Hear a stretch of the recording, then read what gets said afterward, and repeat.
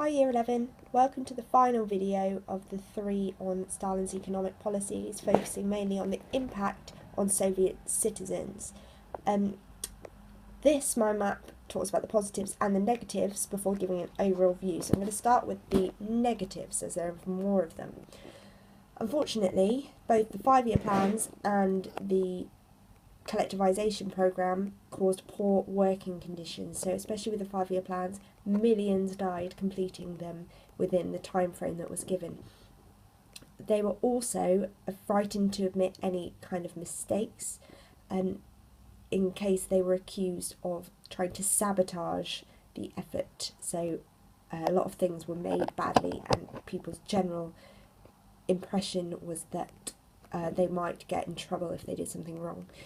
Collectivization, as you'll remember, was very, very unpopular with the peasants. Stalin began a policy of dekulakization, which led to 6.5 million peasants being killed, either being shot, sent to labour camps in Siberia, or deported. So that was really quite a negative impact on the majority of the population there.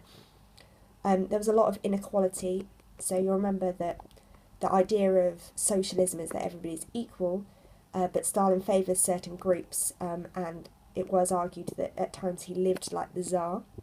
He also began a policy of Russification, which was the oppression of national and ethnic minorities.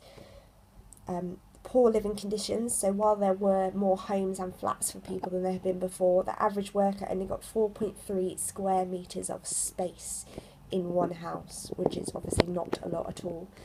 There were a couple of positives, however. They focused mainly on women. So during this time, it was easier for women to be able to divorce. They got equal voting rights, equal pay and educational opportunities, and more women had the opportunity to work. So there were 13 million women working by 1940, which went up from 3 million in 1928, so quite a significant improvement there. And the state also gave free childcare, so women were able to work, which was a big change from what happened before. So, as you can see, there are quite a few impacts, and if we were to try to come up with an overall opinion, I think it would be fair to say that, yes, the plans and collectivization were very successful in terms of Stalin's aims. Without them, I don't think Russia would have been anywhere near as successful in World War II as they were, and there were huge levels of industrialisation which really transformed the country, but I think it would be fair to say that that was at the expense of the general population. There's a lot of misery, loss of life, and pretty terrible conditions for most people during this time. Your opinion is entirely up to you.